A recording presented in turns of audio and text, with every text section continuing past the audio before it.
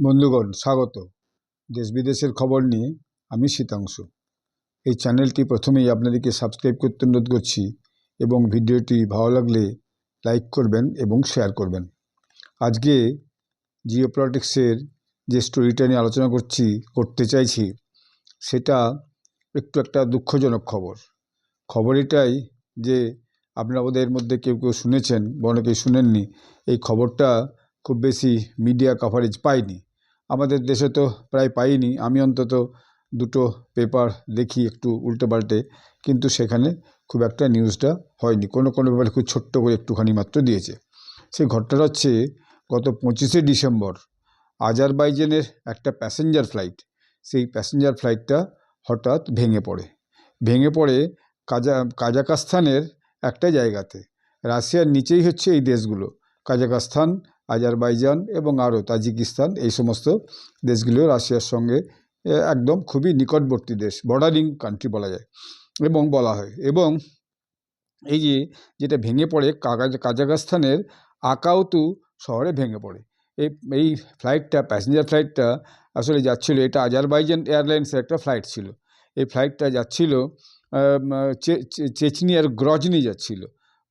চেচনিয়ার রাজধানী হচ্ছে গ্রজনি, সেখানে যাচ্ছিল আজারবাইজানের বাকু শহর থেকে। বাকু মানে আজারবাইজানের রাজধানী হচ্ছে বাকু থেকে ক্যাসপিয়ান সি হয়ে এইভাবে গিয়ে সেটা গ্রজনিতে পৌঁছানোর কথা। আমি ম্যাপে লিখছিলাম, ইয়েতে বেরিয়েছে, যে রিপোর্টগুলো বেরিয়েছে বিভিন্ন ইংলিশ পোর্টাল এবং ইংলিশ যে আন্তর্জাতিক নিউজ চ্যানেলগুলো আছে বা বিদেশি নিউজ চ্যানেলগুলো আছে আমরা দেখি, সেখানেই ছবিগুলো দেখাচ্ছিল যে বাকু থেকে বেরিয়েছে। বাকু প্রায় আপনার আজারবাইজানের সমুদ্র তীরবর্তী একটা শহর, ক্যাসপিয়ান সির তীরবর্তী একটা শহর।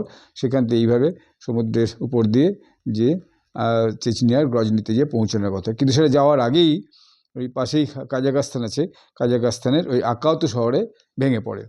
এখন এটা ভেঙে পড়ার পর এতে অনেক লোক মারা যায়। এতে মোট হচ্ছে যে 67 জন লোক ছিল, তার মধ্যে 38 জন লোক এটাতে মারা যায় এবং ক্রু সমেত। এবং যেভাবে ফ্লাইটটা ভেঙে পড়েছে সেটা দেখা যাচ্ছিল একদম মুখ থুবড়ে পড়ার মতো, অর্থাৎ এইভাবে একদম মুখ থুবড়ে পড়েছে, তার ভাঙাভাঙি জিনিসগুলো দেখা যাচ্ছে। এবং 38 জন লোক মারা যায় এবং 29 জন লোক ভয়ানকভাবে ঘায়েল হয় এবং তাতে ক্রু মেম্বাররাও সবাই প্রায় মারা যায়। এবং এতে যে 67 জন লোক ছিল তার মধ্যে 42 জন আজারবাইজানি ছিল। তারা ওই রাজধানী শহর বাকু থেকে তারা চেচনিয়ার গ্রজনি যাচ্ছিল। 16 জন রাশিয়ার লোকও ছিল, 6 জন কাজাক নাগরিক ছিল, 3 জন ক্রিজিভ নাগরিক ছিল। তো এই যে 67 জন, এর মধ্যে 38 জন লোক মারা যায় এবং 29 জন লোক ঘায়েল হয়। এটা খুবই দুঃখজনক ঘটনা। এখন এইটা হওয়ার পরে চেচনিয়ার পক্ষ থেকে বলা যায় যে চেচনিয়া তো যাচ্ছিল, অর্থাৎ চেচনিয়ার কিছু বলার নেই। চেচনিয়া শহরটা এখন রাশিয়ার অন্তর্গতই। চেচনিয়ার হচ্ছে যে রাজধানী গ্রজনি, সেটা চেচনিয়া অ্যাকচুয়ালি রিপাবলিক হিসাবে স্বাধীনতা পায় রাশিয়ার সঙ্গে 90 সালে যুদ্ধ করে। চেচেন লিডার বলা হতো, চেচেন রিবেলস, চেচেন লিডার, রাশিয়ার সঙ্গে চেচেন যোদ্ধাদের ভয়ানক যুদ্ধ হয়েছিল। তো যদিও সেটা একটা চেচেন রিপাবলিক বলে ঘোষিত হয়েছে, কিন্তু সেটা রাশিয়ার মধ্যেই আছে। সেটা তার ডিফ্যাক্টো মালিক রাশিয়াই বলা যায়। এবং চেচেনিয়াকে এখনও পর্যন্ত কোনো আন্তর্জাতিকভাবে তার কোনো স্বীকৃতি নাই, কিন্তু চেচেন রিপাবলিক বলা হয় এবং তার রাজধানী বলা হয় সেটা হচ্ছে গ্রজনি।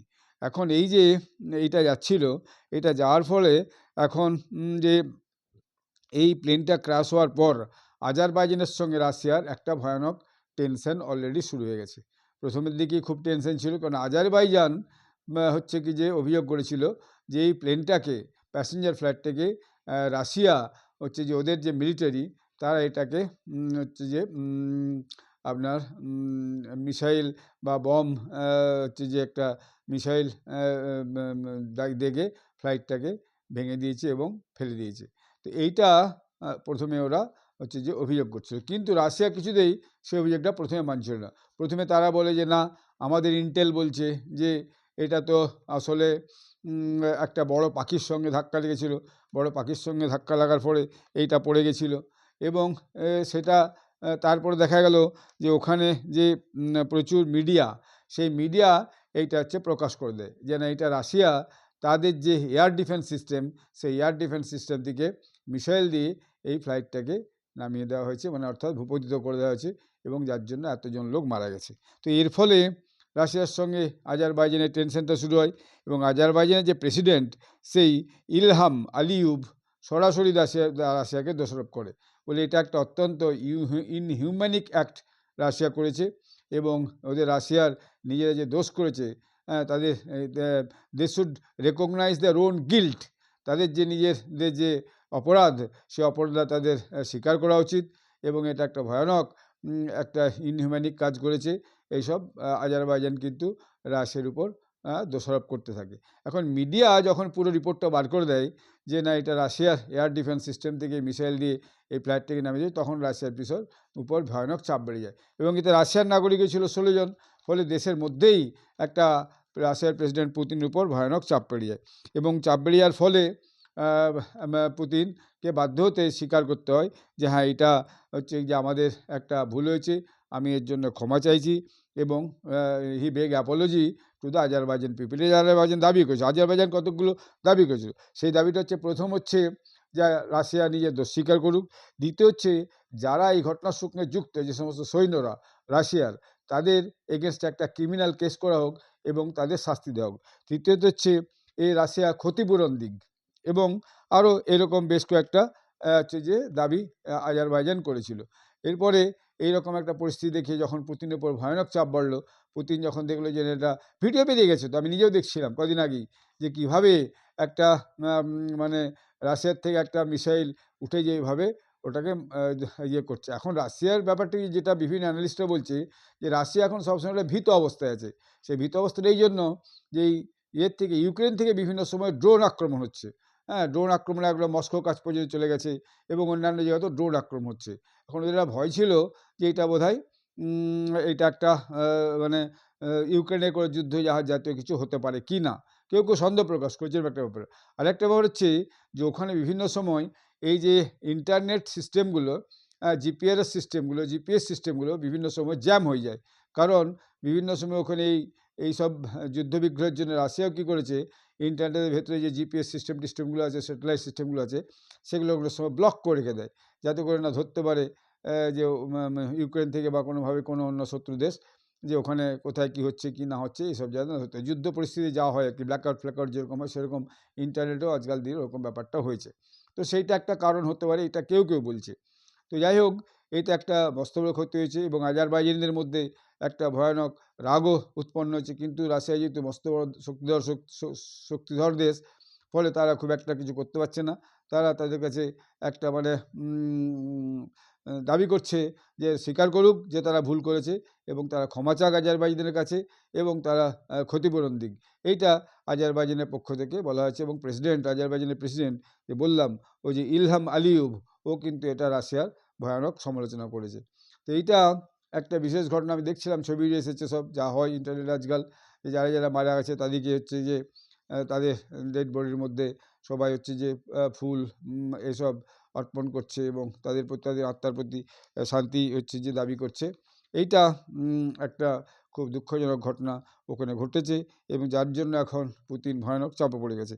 এবং এসব ঘটনার পরে পুতিন ঘোষণা করতে বাধ্য হয়েছে যে ঠিক আছে, এই যে ঘটনাটা ঘটছে এই ঘটনার জন্য কারা কারা দায়ী সে তাদেরকে চিহ্নিত করা হবে এবং 3টে দেশ মিলিয়ে একটা তদন্ত কমিটি তৈরি করা হয়েছে, রাশিয়া, আজারবাইজান এবং কাজাখস্তান। তাদেরকে নিয়ে তাদের কাজাখস্তানে আজারবাইজানে রাশিয়ার এয়ার ডিফেন্স সিস্টেম মিসাইল দিয়ে ওই প্লেনটাকে নামিয়েছে এবং আজারবাইজানের এয়ারলাইন্সের প্লেন হচ্ছে যে ভূপতিত হয়েছে এবং কাজাখস্তানের মাটিতে ভূপতিত হয়েছে। ফলে সেহেতু 3টে দেশ থেকে নিয়েই একটা হচ্ছে যে এনকোয়ারি কমিটি করার জন্য পুতিন ঘোষণা করেছেন যে না একটা 3টে দেশের যে গোয়েন্দাদের নিয়ে তো একটা তদন্ত কমিটি করা হোক, তারা সত্যিকার ঘটনাটা হচ্ছে যে তদন্ত করে দেখুক এবং তারপরে যা কিছু করণীয় সেটা নিশ্চয়ই একটা করার ব্যবস্থা হবে। আগে তদন্ত হোক এবং তদন্ত রিপোর্টটা উঠে আসুক, এই একটা ব্যাপার কদিন আগে ঘটেছে এবং এটা নিয়ে এখনও রাশিয়ার সঙ্গে আজারবাইজান একটা টেনশন চলছে, কারণ এইভাবে একটা মানে প্যাসেঞ্জার ফ্লাইটকে এক জায়গায় থেকে এক জায়গায় যাচ্ছিল 67 জন লোককে নিয়ে, ছোটো ফ্লাইট আর কি তো নিয়ে যাচ্ছিল এবং তাকে এইভাবে রাশিয়ার যে সৈন্যের যে এয়ার ডিফেন্স সিস্টেম তারা যেভাবে সেই প্লেনটাকে ধ্বংস করেছে এবং এতজন লোকের তার জন্য মৃত্যু হয়েছে, এটা একটা খুবই দুঃখজনক ঘটনা, এটা এখনো ঘটেছে। তো সেই জন্য এটা নিয়ে ওখানে একটা খুব অন্য রকমের পরিস্থিতি দেশগুলোর মধ্যে তো শুরু হয়েছে। রাশিয়া তো সবসময় এইসব দেশগুলোর উপর একটুখানি ইয়ে করে, মানে সবসময় একটু প্রভুত্ব ফলাতে চায়। ফলে তারা এই একটা সুযোগ পেয়ে রাশিয়াকে সবাই মিলে চেপে ধরেছে এবং রাশিয়ার অবস্থা এখন ইয়ের সঙ্গে যুদ্ধের জন্য কী বলে আপনার ইউক্রেনের সঙ্গে যুদ্ধের জন্য রাশিয়া খুব টেনশনে আছে, তার অবস্থাটা খুব ভালো নয়। এবং তাদের যে সমর্থিত অন্যান্য দেশ, আসাদ সিরিয়া থেকে পালিয়েছে বা পালিয়ে আসতে বাধ্য হয়েছে। আসাদকে তো ভীষণভাবে রাশিয়া সমর্থন করত, তো ফলে সে তার ক্ষমতা চলে এসে ছেড়ে দিয়ে চলে এসছে। বিভিন্ন জায়গায় রাশিয়া একটু কোণঠাসা অবস্থায় আছে। তো ফলে রাশিয়া দেখলো এটা একটা এরকম একটা ক্রাইসিসের মধ্যে মিস্টার পুতিন দেখলেন যে না, এটাকে নিজেদের ভুলটা স্বীকার করে নেওয়া উচিত এবং স্বীকার করে নিয়ে নিজেকে করা উচিত। এটা নিয়েও ভিন্ন মত আছে। কেউ কেউ বলছে এতগুলো মানুষের জীবন চলে গেলো, আজকে আর ভুল স্বীকার করে কী হবে। কেউ কেউ বলছে না, এই ভুল স্বীকার করার মধ্যে দিয়েও ওনার একটা যে মহানতা আছে সেটা উনি অন্তত বের করে প্রকাশ করেছেন। কারণ অনেকে তো ভুল করে ভুল স্বীকারও আজকাল নেতারা করে না এবং নিজেদের ইগো নিয়েই হচ্ছে যে ব্যস্ত থাকে। আমি একটা দেখছিলাম, একজন আমেরিকান অ্যানালিস্ট বলছেন যে at least somehow Putin has beg apology to Azerbaijanians to the Azerbaijan people. মানে সে তো অ্যাপোলজি অন্তত চেয়েছে। এইটা একটা বড় নেতার একটা মস্ত বড় গুণ। তো যাই হোক, এতগুলি মানুষের জীবন চলে গেছে, এই দুঃখজনক ঘটনাটা ঘটেছে। তো এরকম প্রায় ঘটছে। আবার দক্ষিণ কোরিয়াতে এরকম একটা ঘটনা ঘটেছে, সেটা আমি পরে আলোচনা করব। সেটা গতকাল রিপোর্টটা পেয়েছি, আজকেও পেয়েছি রিপোর্টটা, যে দক্ষিণ কোরিয়াতে এরকম একটা ঘটনা ঘটেছে। সেই নিয়েও আবার খুব টানাপোড়েন চলছে। সেখানেও বহু মানুষ এরকম একটা ফ্লাইট অ্যাক্সিডেন্ট হয়ে হচ্ছে যে মারা গেছে। তো সেইটা পুরো বিস্তৃত আমার পড়া হয়নি। এত নিউজের হচ্ছে যে ফ্লো, যখন আমি জিও পলিটিক্স করছি তখন প্রচণ্ড নিউজের ফ্লো, বুঝতে পারছেন। তো কোনটা নিয়ে আলোচনা করব সেটাই ঠিক করতে সময় লেগে যায় এবং বেশ কিছু নিউজ দেখে শুনে তার মধ্যে একটা নিউজ করতে হয়। একটা নিউজকে নিয়ে আমি এখানে ভিডিওটা করি। তো আগামী দিনে সেটাকে নিয়ে দেখবো, যদি সময় হয় আমি ওই সাউথ কোরিয়ায় যে প্লেন ক্র্যাশ হয়েছে সেটা নিয়েও একটা ভিডিও করব। এটা খুবই দুঃখজনক ঘটনা। আমিও চাই যারা এই দুর্ঘটনায় যারা মারা গেছেন তাদের মৃত আত্মার শান্তি কামনা করছি। ওম শান্তি, ওম শান্তি, ওম শান্তি। ধন্যবাদ, নমস্কার।